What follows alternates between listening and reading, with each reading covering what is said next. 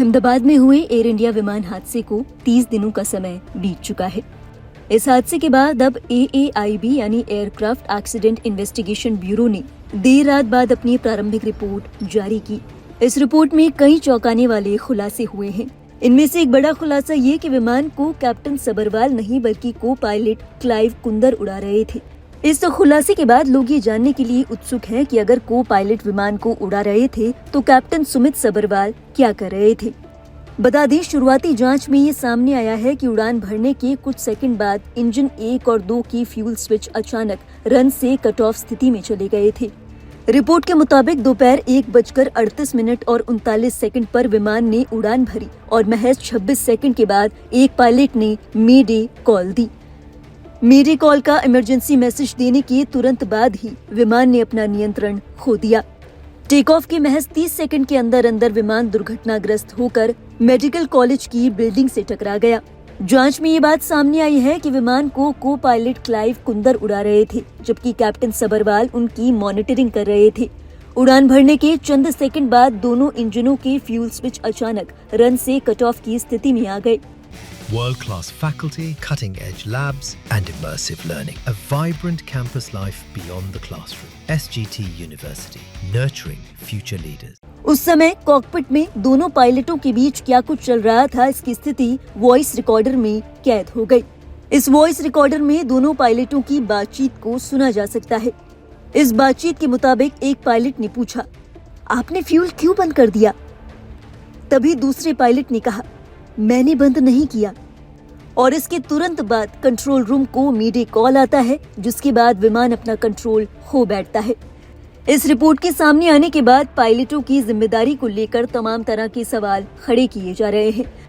हालांकि बता दें, कैप्टन सुमित सबरवाल, जिनकी उम्र 56 साल थी, वे एक सीनियर ट्रेनिंग पायलट थे, जिन्हें पायलटों को ट्रेन करने की जिम्मेदारी सौंपी गई थी। जानकारी के मुताबिक कैप्टन सबरवाल के पास 15,638 घंटों से ज्यादा का उड़ान का अनुभव था। बात करें सिर्फ बोइंग की तो इसमें उन्होंने 8,596 घंटे बिताए थे।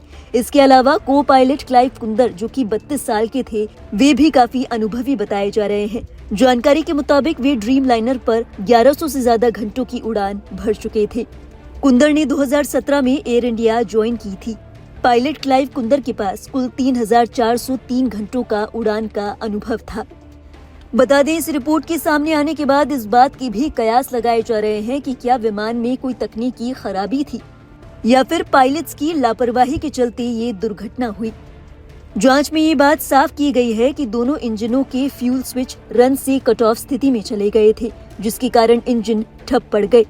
रिपोर्ट में ये भी कहा गया कि दोनों इंजनों में रीस्टार्ट की प्रक्रिया शुरू हो चुकी थी। हालांकि समय और ऊंचाई की कमी के चलते दोनों इंजन पुनः चालू नहीं हो सके। आइए अब आपको बताते हैं रिपोर्ट में बताई गई अन्य महत्वपूर्ण बातों के बारे में। सबसे पहला, RAT यानी रैम एयर टरबाइन का खुलना आपातकालीन स्थिति की पुष्टि करता है। दूसरा, फ्लैप हैंडल सही 5 डिग्री टेक ऑफ की स्थिति में मिला। तीसरा, लैंडिंग गियर डाउन स्थिति में था। चौथा, थ्रस्ट लीवर दुर्घटना तक फॉरवर्ड पोजीशन में थी। पांचवा, मौसम अनुकूल था, किसी पक्षी के टकराने की कोई आशंका नहीं है। छठा, विमान का वजन मानक सीमा में था। बताते चले, रिपोर्ट में कहा गया है कि B7878 या इसके GE NX-1B इंजनों में से किसी में भी सिस्टमैटिक फेलियर नहीं पाया गया। इसी के साथ ईंधन के सैंपल भी लिए गए, जो कि संतोषजनक पाए गए। विमान में बहुत कम मात्रा में ईंधन बरामद हुआ है, जिसकी जांच जारी है। इस मामले में जांच रिपोर्ट प्रस्तुत करते हुए AAIB ने भी अपना बयान जारी किया है। AAIB ने कहा, दोनों इंजनों को मलबे वाली जगह से निकाल लिया गया है और हवाई अड्डे के एक हैंगर में अलग रखा गया है। आगे की जांच के लिए जरूरी घटकों की पहचान कर उन्हें अलग रखा गया है। बता दें, इस मामले में एयर इंडिया का बयान भी सामने आया है। एयर इंडिया की ओर से कहा गया, फ्लाइट A1171 की दुर्भाग्यपूर्ण घटना से प्रभावित परिवारों और सभी लोगों के साथ हम एकजुटता से खड़े हैं। इस अपूर्णीय क्षति पर हम गहरा शोक व्यक्त करते हैं और इस कठिन समय में प्रभावितों को हर संभव सहायता प्रदान करने के लिए पूर्ण रूप से प्रतिबद्ध हैं। हम आज 12 जुलाई 2025 को विमान दुर्घटना जांच ब्यूरो द्वारा जारी की गई प्रारंभिक रिपोर्ट की पुष्टि करते हैं और उसकी समीक्षा कर रहे हैं।